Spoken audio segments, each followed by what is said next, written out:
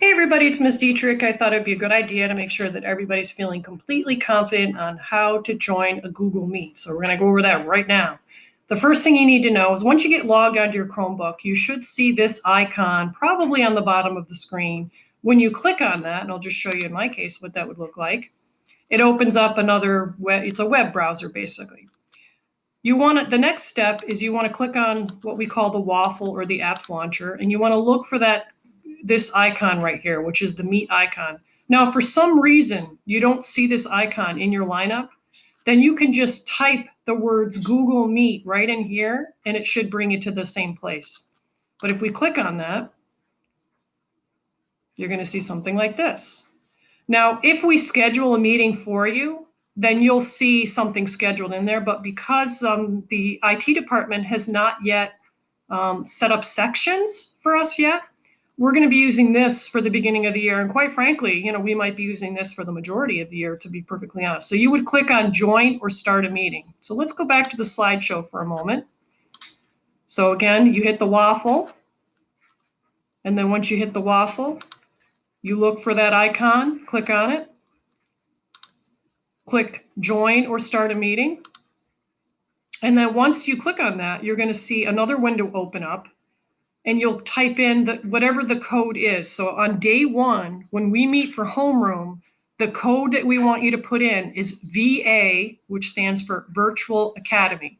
Now, I do want to warn you, I have to start the meeting, or Mrs. Baker, or one of the other adults has to start the meeting first, because if you attempt to get on there, so let's say the meeting starts at 8:20 and I get on at 8:10, but you attempt to get on at 8 o'clock, then you're going to get a message that'll say something like, you cannot join. So what I'm suggesting to you, if that happens, then just leave this window open and just type in the VA code again and just try at the scheduled time. Because, like I said, you will not be able to get in until an adult has started the meeting. All right, so once you're in, we're going to suggest that I think it's going to automatically mute your microphone, but if it does not, make sure you mute that. So that means you want to click on the microphone until it turns red. And you do want to allow your camera on so that we can see that you're there. So do click on that so that it is active. Now, if you do have any kind of a problem with your device, maybe it doesn't have a camera or you're using a desktop and you didn't get a chance to buy one of those like separate external webcams, make sure you email us so that we're aware of that. Or for the check-in surveys that we're going to be pushing out to you during homeroom, you would let us know at that time. All right, but you do have to hit the Join Now button. And when you do hit the Join Now button, that's when you're live with us. And then you would see your image here, and you would eventually see the class. So let's just kind of recap what you do. So again, it's open up a Chrome window, click on the apps launcher, find the Meet icon, click on it, click join a class, and then put in the appropriate code, which for day one will be VA. Now, for some reason that doesn't work out on day one, then what we are going to attempt to do as your teachers is we're going to be pushing out something. When you log into your device, you should actually see at the top of your screen the tabs that we want you to have open, and one of them may be the Google Meet, and another one might be your Aspen account, and also your Google Classroom. So I want to show you another way that we may be joining meets. If you go to your Google Classroom, yours is going to look a little bit different than mine. If you go to the home button there, and you look at your various tiles, so these are my tiles. Now, you're going to be accepting an invitation I'm going to be sending out for you to join the homerooms, but let's just use Math 6 as an example. One of the things that I did do to help you all is I did put in the instructions for Monday the 14th right in the stream. I'm not sure, we're probably not going to put that anymore in the, in the math class. We're probably going to put that once you join homeroom. We're probably going to put that information on homeroom, or we'll just be in the routine of always joining and using the code VA, most likely for homeroom. But I did want to show you, if you click on the Classworks tab, one of the things that is available, now this will not be working initially because we don't have sections set up yet.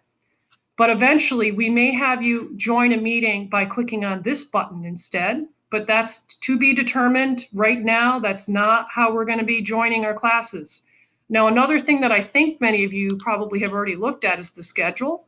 So if we look at the schedule, you might notice that there are times when you're doing independent work. So when it's independent work time, we were lucky enough to have like really fabulous TAs. So I don't know if anybody knows Mrs. Verdaro or if you know Mrs. Leroy. And then there's a rumor that we're going to have Mrs. Ziegler too, which would be really fantastic. Whoever it is that you need to join, because Mrs. Verdaro is likely to be the math help and Mrs. Leroy is likely to be the ELA help. When you're working independently, when you finish your stuff for CAI, for example, if you're like a fifth grader, so the fifth graders, you're going to be doing CAI at about 10 o'clock. And when you're done, you're going to have independent time, but it's not like you're just going to be left to fend for yourself. There will be help. And that help will be, using these codes. These are the join codes that you hook up with one of those adults, depending on what your needs are. Now, when you have your independent work time in the afternoon, because some of you have it at different times, same thing. We're going to be using those same codes.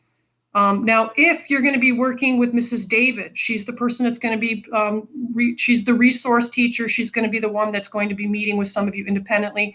They might have a different code or they may schedule it. So you would want to look using your calendar app to see if you've been scheduled by any other support services. Because if you're a student that, for example, if you receive speech therapy or E&L services, then you're going to be meeting separately with those individuals. All right, so I did want to make sure that we're all set with how do you log on, how do you join us for the meet, and we will see you on Monday. We're very excited to see you. What I'm going to be pushing out just in a few minutes, actually, is just some reminders about what do you do if you forgot your credentials. That could be a problem for a few of you. Make sure you visit the 2 different websites, depending on what grade you're in. If you haven't already looked at the Virtual Academy supplies list, take a peek at that. But really, quite honestly, if you haven't purchased anything, it's going to be fine. There's no urgency on any of this stuff. And since a lot of you were asking about the Go Math books, I believe what happened is they just pushed out all the Go Math books to the various homerooms as though we were going to be in school. And I think the homeroom teachers, instead of having, the 24 students now, they may only have 11. They're going to have leftover books, and they're going to, get all those rounded up and put them in a box. And then eventually we'll be able to go pick up our Go Math materials. But really, quite honestly, if you never pick up your Go Math book for the entire semester, it probably won't be a problem for you at all. It's only, what's nice about it is if you have a parent that's going to be helping you, it's nice for them to be able to open up the book and work with you on some of the additional problems. And there are resources in there that are helpful. But because my website is such a, useful, if you go to the Math Tutor page, for example, and we just click on, chapter 1, which is, for math for grade 6 anyway, we're going to be starting out with chapter 1. There are so many resources that I have available for you. Really, quite frankly, I don't know that the Go Math book is really, high on the priority list. All right, so be looking for those emails that your teachers are going to be pushing out to you.